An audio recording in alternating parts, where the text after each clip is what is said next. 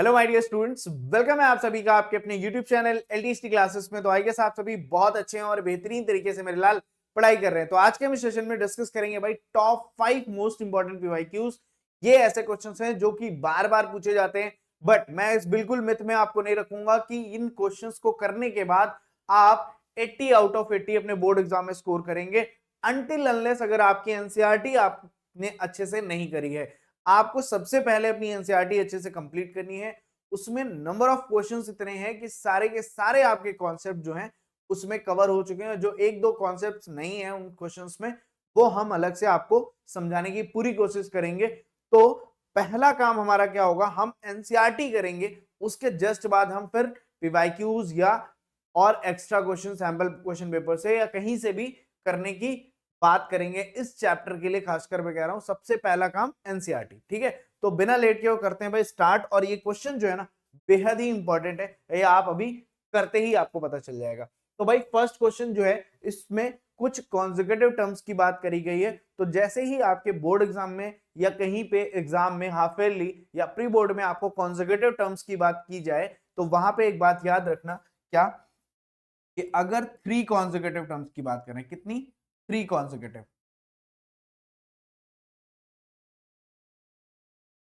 तो वहां पे आपको क्या लेट करना है, फर्स्ट एक टर्म हो गया ए, फिर एक टर्म होगा ए माइनस डी, और उसके बाद क्या होगा ए प्लस। ये जो 3 टर्म्स रहेंगे ये आपको हमेशा याद रखना है। जब आपको 3 कॉन्जिक्यूटिव टर्म्स लेट करने की बात करेंगे तब आपको कौन से टर्म्स लेट करने हैं, ए माइनस डी, ए प्लस डी। समझ में आई बात। अगर आपसे क्वेश्चन में बोलता है 4 कॉन्जिक्यूटिव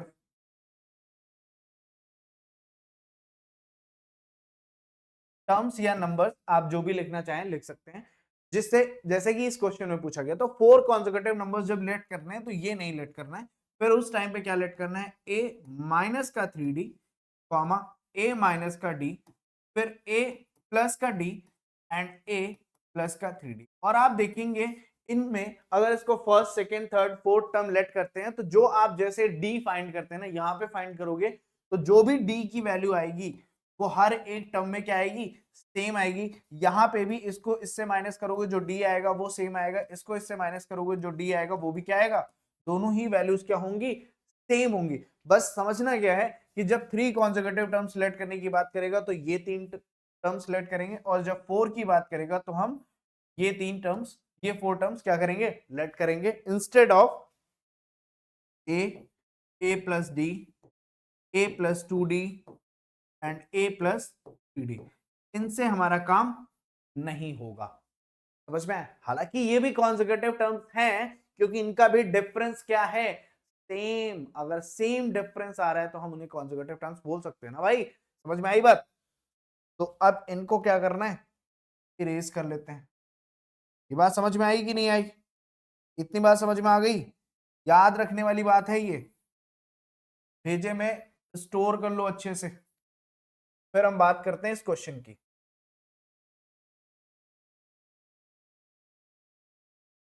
चलो क्या बोला गया, सम of 4 consecutive numbers in AP is 32 and the ratio of the product of the first and last term to the product of two middle terms is 7:15। find the last numbers। जो भी last numbers हैं या find the numbers है, ठीक है, वो आप यहाँ पे देखना पड़ेगा। find the numbers होगा, last नहीं होगा, ठीक है। तो अब यहाँ पे let क्या करना है, सबसे पहले let the 4 consecutive numbers P. भैया क्या क्या नंबर्स हो सकती हैं, अभी हमने बात करी थी कौन कौन सी नंबर्स हो सकती हैं, ए माइनस का 3d, ए माइनस का डी, ए प्लस का डी, और ए माइनस का सॉरी ए प्लस का। समझ में आई, यही 4 नंबर्स होंगी। तो अकॉर्डिंग टू क्वेश्चन या केस 1 क्या बोला जा रहा है कि भाई इन चारों टर्म्स का जो सम है, कॉन्जिक्यूटिव 4 टर्म्स का जो सम है वो इक्वल्स टू 32 है। तो यहाँ पे हम लिख सकते हैं a plus a minus 3d plus a minus d plus a plus d और प्लस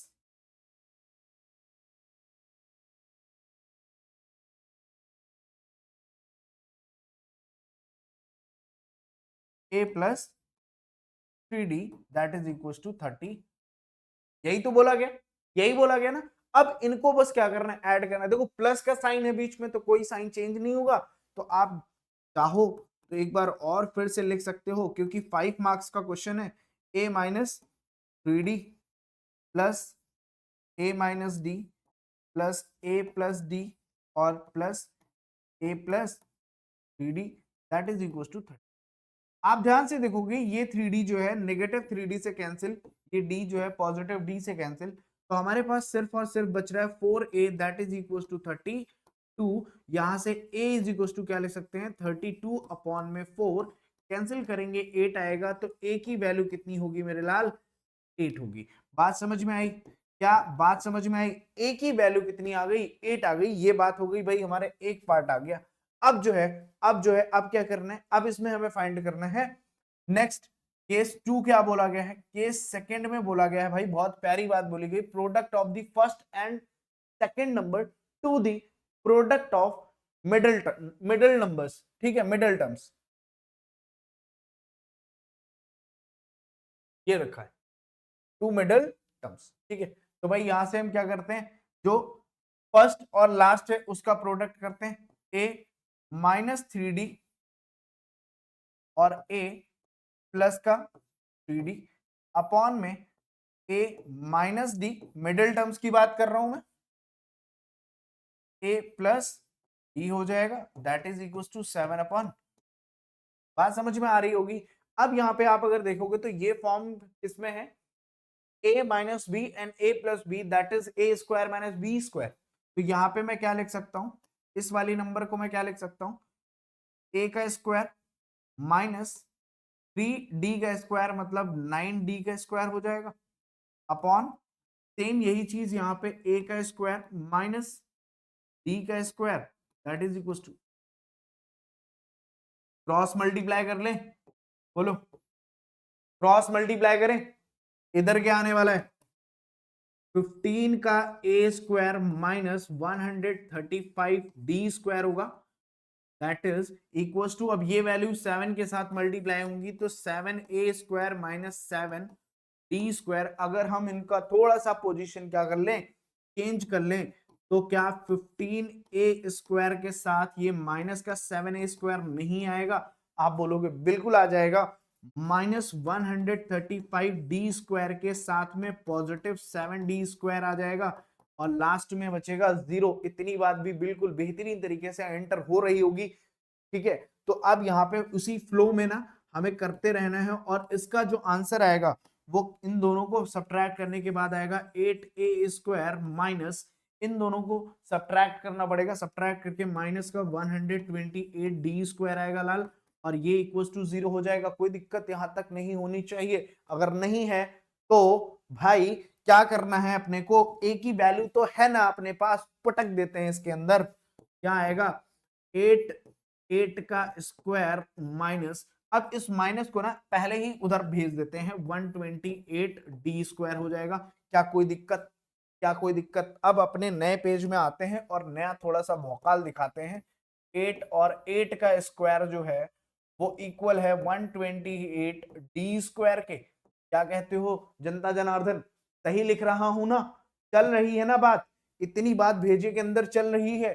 और इसको अगर बहुत ध्यान से आप देखोगे तो ये 8 का क्यूब है, नहीं तो आप 64 को 8 से मल्टीप्लाई करते बैठना, तब तक हम यहाँ पे 512 क्या है टेम्परेरी पर्पस पे लिख दे रहे हैं।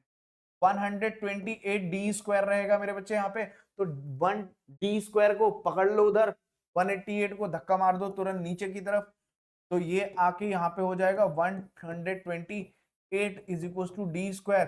तो 2 से काटो, 4 से काटो, जिससे कट रही काट लो। तो यहाँ पे अगर हम इसको कैंसिल करते हैं तो 4 कितना हो जाएगा, 4 1 जा 4, 4 2 जा 8 और 4 8 32, मतलब अब देखो वापस से वही नंबर मिल रही है ना, इसका मतलब ये है कि ये भाई 4 से कैंसिल हो जाएगी, 4 टाइम्स में क्या हो जाएगी, कैंसिल हो जाएगी, 128 वंजा, और ये 4 टाइम्स में क्या होगी, कैंसिल। तो यहाँ पे हम क्या लिख सकते हैं, 4 is equal to D square, और जिसे मैं बहुत ही आराम से ये लिख सकता हूं प्लस माइनस अंडर रूट में 4, और आंसर जो आएगा प्लस माइनस क्या आएगा,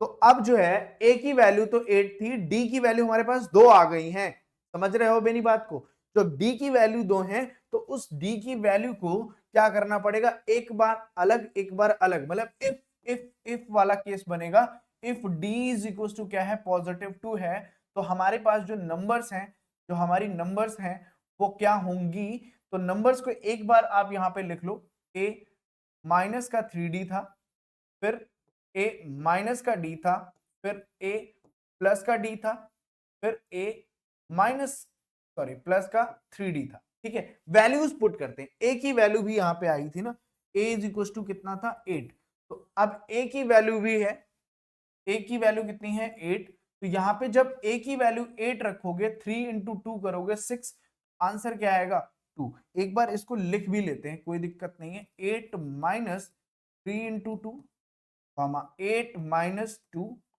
कॉमा 8 प्लस 2, फिर कॉमा 8 प्लस 3 इंटू 2, तो आप बहुत ध्यान से समझोगे तो यहाँ पे 6 माइनस करना पड़ेगा, मतलब 2 आएगा, फिर यहाँ पे 6 आएगा, फिर यहाँ पे आपका 10 आएगा, और फिर लास्ट में क्या आ जाएगा 14, बात समझ में आ रही है, तो ये आपके नंबर्स आ गए कब, जब ये रही, फिर बस समझने के लिए मैं बता रहा हूँ, आंसर अभी आपके पास खुद ब खुद चल के आने वाला है, ठीक है, फिर और चीजें भी आपको क्लियर हो जाएंगी, ठीक, ये बात है।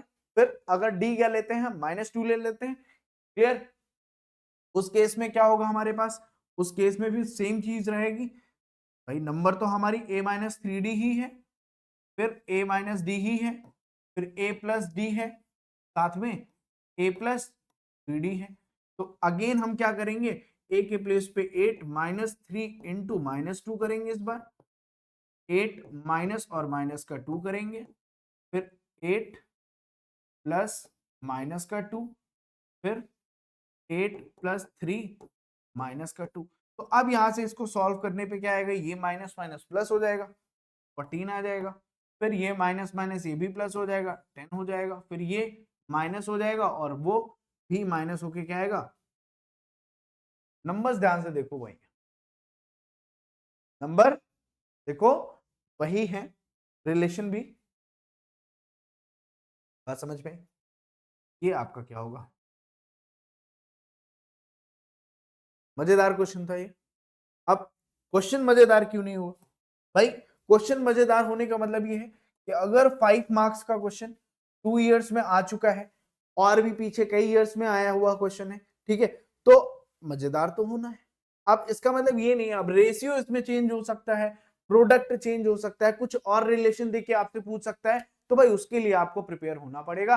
अब एज इट इज उठा के मैथ्स में क्वेश्चन बहुत कम पूछे, ठीक है, पूछे जाते हैं, but as a same number से सेम क्वेश्चन बहुत रेयर पूछा जाता है, कुछ ना कुछ उसमें डिजिट्स का चेंजिंग की जाती है, अगर आपको कॉन्सेप्ट पता चल जाएगा फिर आपको वहां पे दिक्कत बिल्कुल भी नहीं होने वाली। तो भाई ये हमारा था अभी 5 में से फर्स्ट इंपॉर्टेंट क्वेश्चन, देखते हैं मेरे लाल next important question, next important question भैया, if m times the mth term of an arithmetic progression is equal to n times the nth term and m does not equals to n, so that m plus nth term is 0, ठीक है, एक कोई AP है, ठीक, तो वहां पे अब कोई एपी है जिसका कुछ नहीं गिवन है, पहली चीज तो उसमें लेट करो, लेट, अगर एक ही AP, let the first term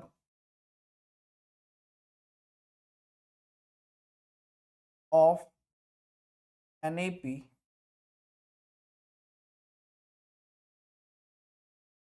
B A and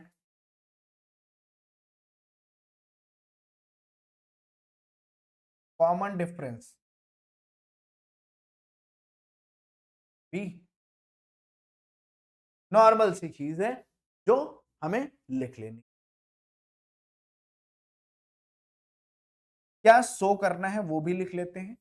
show करना है ए एम प्लस एन, जो mth टर्म है वो क्या है, 0 है। यही तो बोला गया है, समझ में आई बात। और अकॉर्डिंग टू क्वेश्चन, क्या क्वेश्चन में बोला गया है कि भैया m times the mth term of an arithmetic progression is equal to n times the nth term. मतलब कुछ ऐसे, m times the mth term is equal to n times the nth term. यही तो बोला गया, दोनों क्या है, इक्वल। इसको अगर हम सॉल्व करते हैं थोड़ा सा, ये m होगा, यहां से क्या आएगा, a प्लस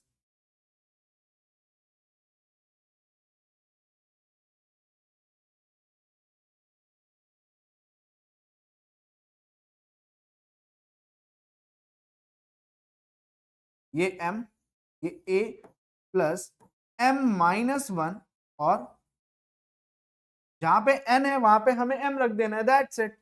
फिर n इधर भी क्या आएगा, a प्लस n माइनस 1 और साथ में d। मतलब एज इट इज जो हमारा फॉर्मूला होता है वही हमें क्या करना है, लिख लेना है इस साइड में। ठीक, दोनों को हमें थोड़ा सा क्या करना पड़ेगा, अब सॉल्व करना पड़ेगा। सॉल्व करने के लिए क्या हो जाएगा, ये a m आ जाएगा, प्लस इधर क्या होगा, m माइनस 1 डी एम हो जाएगा, ये is equal to A N होगा, फिर ए एन लिख सकते हैं हम, ठीक है। ये n इससे मल्टीप्लाई होगा, फिर प्लस n माइनस 1 और साथ में डी एन होगा। क्या इतनी बात आपको समझ में आ रही है, बोलो, इतनी बात समझ में आ रही है। अब यहां पे देखना है, इस टर्म को उस साइड भेजते हैं और ए एन को इस साइड लेकर आते, ए एम माइनस का ए एन हो जाएगा इज इक्वल टू ए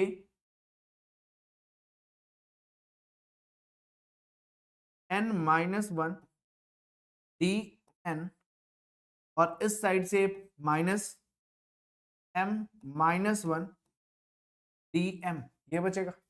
बोलो, बात समझ में आ रही है। अब यहां पे देखना, इसमें से अगर मैं फिर से a कॉमन ले लूंगा तो क्या बचेगा, m माइनस 1 बचेगा, तो बिल्कुल सही बात है, m माइनस 1। अब इसमें इन दोनों टर्म्स में से क्या आप d कॉमन नहीं ले सकते, ले सकते हैं। तो इक्वल्स टू d अगर हम कॉमन ले लेते हैं तो यहां पे क्या बचेगा, n माइनस 1 n, और जिसका हम n स्क्वायर माइनस n लिख सकते हैं। बहुत ध्यान से, d हमने कॉमन ले लिया, बचेगा सिर्फ n, n को n से मल्टीप्लाई, n स्क्वायर, n को माइनस 1 से किया तो माइनस n, और यहाँ पे माइनस, सेम इस साइड हम क्या कर रहे हैं, d हमने ऑलरेडी कॉमन ले लिया तो m बचा, तो m माइनस m है यहाँ पे, तो m माइनस m से मल्टीप्लाई होगा तो क्या होगा, माइनस का m स्क्वायर, और यहां से m माइनस, देखो यहां से क्या होगा, m इंटू माइनस, और फिर ये है तो यहाँ पे क्या हो जाएगा, पॉजिटिव का। बात समझ में आई, m माइनस 1 से मल्टीप्लाई हुआ, फिर इस वाले माइनस से मल्टीप्लाई हुआ, क्या हो जाएगा।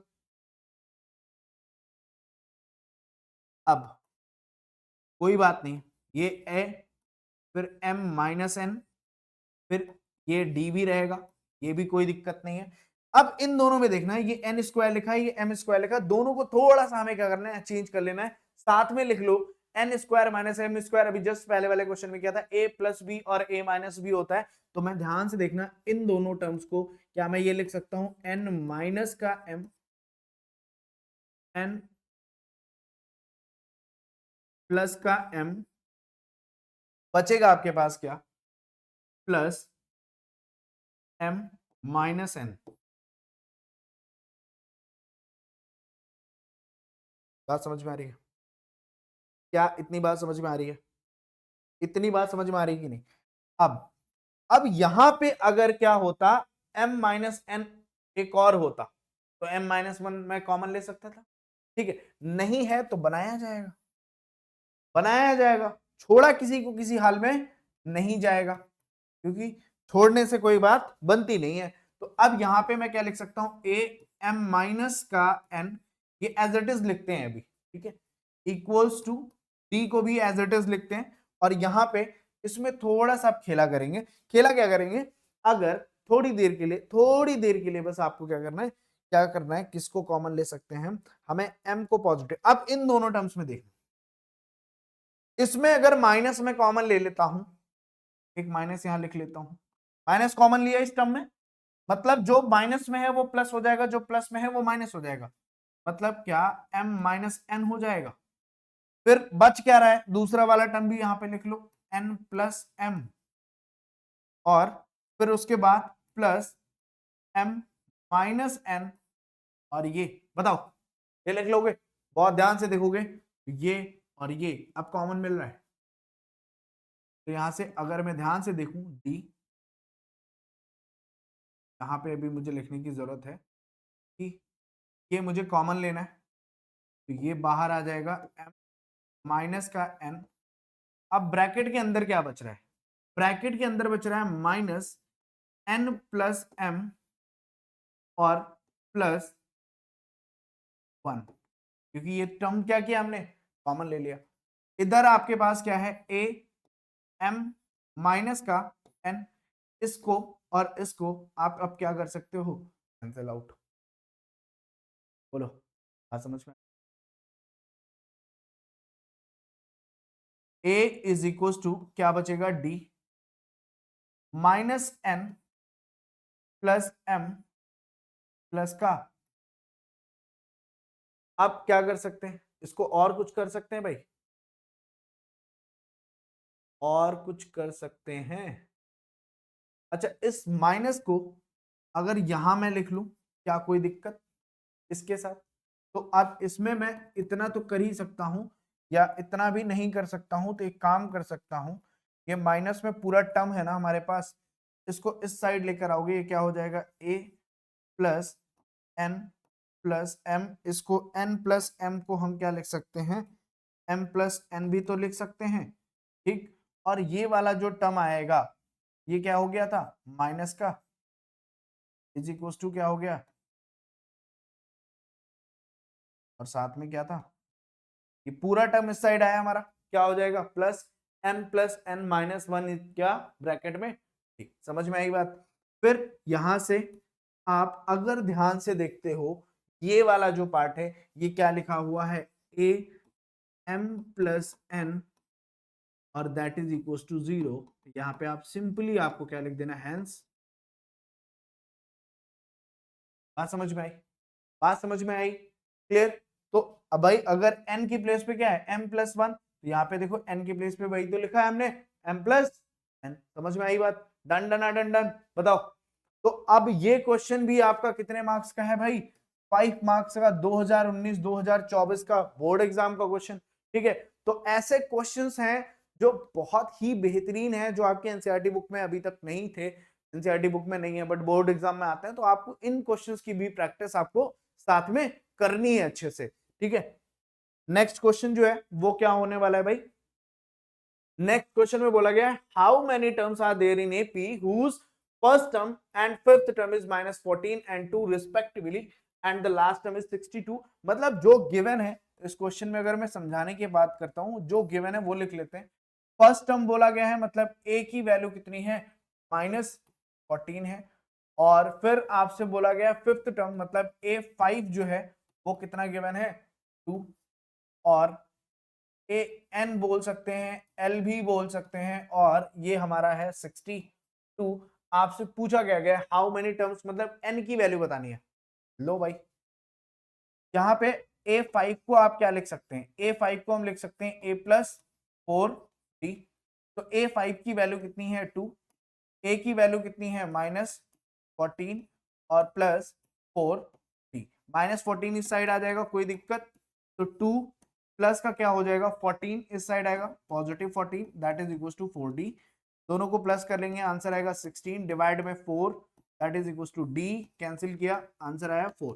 तो d की वैल्यू क्या आ गई 4। बात समझ में आ रही है, d है a है, आपको n बताने से कौन रोक सकता है भाई, an भी गिवन है। Now an is equal to क्या होता है, a प्लस n माइनस 1, साथ में आपका आता है d, तो an की वैल्यू आपकी है 62 that is equal to minus का 14 प्लस n माइनस 1 जो कि आपसे पूछा गया है, तो एज इट इज लिखो, और d की वैल्यू अभी हमने फाइंड करी कितनी तो इसको इस साइड लेकर आओगे 62 प्लस का क्या हो जाएगा 14, that is equal to n minus 1 और साथ में 4। क्या बात समझ में आ रही है?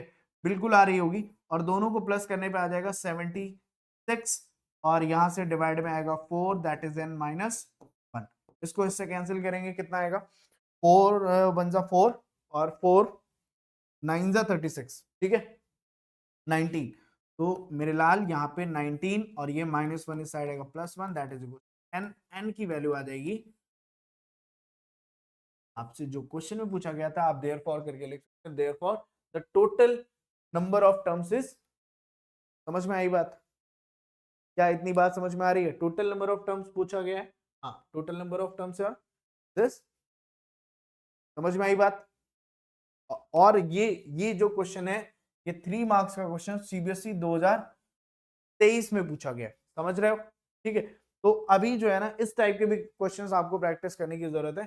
फिर एक क्वेश्चन आता है, find the sum of first 20 terms of an AP whose nth term is given by this. तो इस टाइप के क्वेश्चन एमसीक्यू में भी पूछ सकते हैं, इस टाइप के क्वेश्चन 1-2 मार्क्स में भी पूछ सकते हैं। हालांकि ये 2 मार्क्स का क्वेश्चन है 2022 का, ठीक है। तो इस क्वेश्चन में क्या है, जो भी गिवन है ध्यान से देखना, आपको जब ए एन गिवन होता है तो ए एन की वैल्यू क्या गिवन है, यहाँ पे क्या गिवन है भाई 5 माइनस का 2n।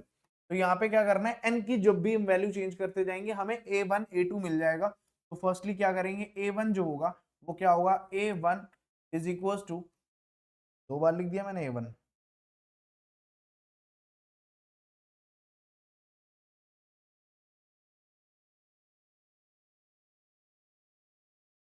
To N. यहाँ पे क्या लिखेंगे, when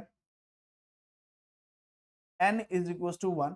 तो n इज इक्वल टू 1 होगा तो क्या होगा, a1 that is equal to 5 minus 2 into 1। तो 5 माइनस 2 कितना हो जाएगा 3। फिर n इज इक्वल टू क्या करना है 2, a2 कितना होगा 5 माइनस 2 इंटू 2 दैट इज 1। फिर आप करना चाहते हैं तो करिए, नहीं करना चाहते तो कोई जोर जबरदस्ती नहीं है, क्योंकि यहाँ पे आप लिख सकते हैं हेयर क्या भैया, a की वैल्यू कितनी आ गई 3, डी की वैल्यू करने के लिए 1 माइनस 3 कर देंगे, आंसर आ जाएगा माइनस का 2।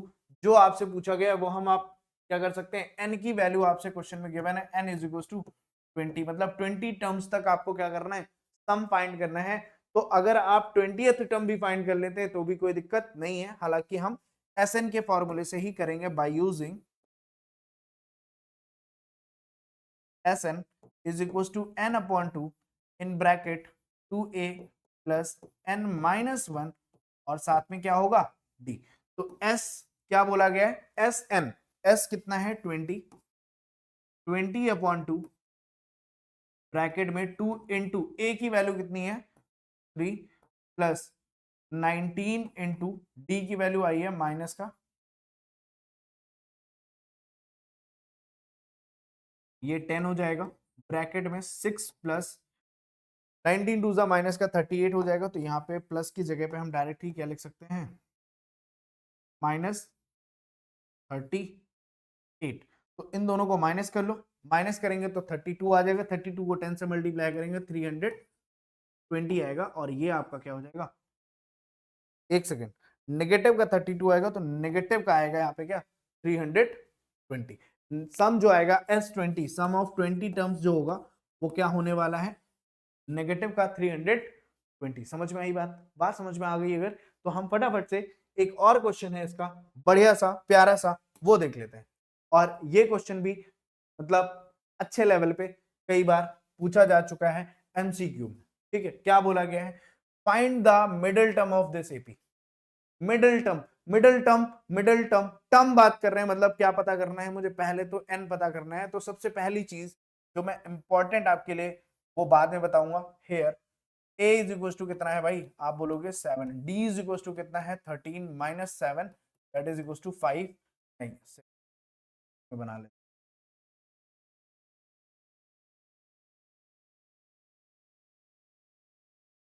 ठीक है। और ए एन की बात करते हैं, ए एन इज 240, बात समझ में आ रही। तो आपको बस सिंपली क्या करना है, ए एन का formula, A N is equal to A plus N minus 1, ठीक। इसी के फॉर्मूले से तो भाई हमें क्या करना है, हमारे पास n आएगा ना, 7 प्लस n माइनस 1 और d की वैल्यू कितनी है 6। 7 इस साइड आ जाएगा 247 माइनस का 7 is equal to n minus 1 और मल्टीप्लाई में क्या है 6। तो यहाँ पे क्या होगा 240 आएगा, डिवाइड में क्या आएगा 6, that is equal to n minus. बात समझ में आई? फिर क्या ये 6 से डिविजिबल है? बिल्कुल है। तो 6 से इसको डिवाइड कर देंगे, 6 4 जा 24 और 40। तो n की वैल्यू आप बोलोगे 1 इस साइड आएगा तो 40 प्लस का 1 is equal to n, n is equal to क्या हो गया 41। आप बहुत ध्यान से इस चीज को ध्यान से देखना है, यहाँ पे जो नंबर आई है वो नंबर क्या आई है, ऑड आई है मेरे लाल। जब भी ऑड नंबर मिलेगी आपको, नंबर ऑफ टर्म्स जो है वो क्या है ऑड में है, तो उस केस में जो मिडिल टर्म होता है, मिडिल क्या पूछा गया है, मिडिल टर्म की बात कर रहे हैं ना, तो मिडिल टर्म क्या होगा, मिडिल टर्म कैसे फाइंड करेंगे, जो भी n है उसमें प्लस 1 करेंगे और डिवाइड बाई 2 करेंगे, मतलब 41 प्लस 1 अपॉन में 2, तो 42 अपॉन करने पे 2 क्या आ रहा है भैया 21। तो मिडिल टर्म कौन सा आएगा n20, मतलब a21 की वैल्यू चाहिए हमें, a21 की वैल्यू चाहिए। तो a21 की वैल्यू के लिए हमें क्या करना पड़ेगा भैया, a प्लस 20d करना पड़ेगा। तो a की वैल्यू ऑलरेडी आपने निकाल ली है 7 प्लस 20 इंटू डी की वैल्यू कितनी आई थी हमारी 6। यहां से क्या हो जाएगा, ये आपका आ जाएगा 127। तो जो मिडिल टर्म होगा इस पर्टिकुलर एपी का वो क्या बोला जाएगा भैया, उसको 127 बोला जाएगा। तो अगर आपके दिमाग में एक छोटा सा क्वेश्चन और आया होगा, अगर ये नंबर ऑड नहीं इवन होती है तब, ठीक है, अभी तो ये ऑड, अभी तो ये क्या है ऑड है, ठीक है, तो ऑड है तो ठीक है।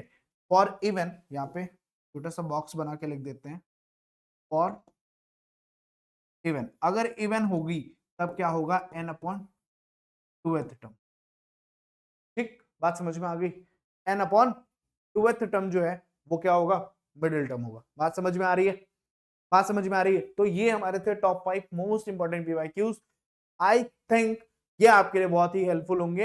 अगर मैं आई थिंक इसलिए बोल रहा हूं क्योंकि अगर आपने एनसीईआरटी नहीं करी है तब नहीं आएगा, तब इसका कोई मतलब ही नहीं, आप कितने भी अच्छे से समझ लो इसको, नहीं है मतलब, नहीं है मतलब, नहीं है मतलब।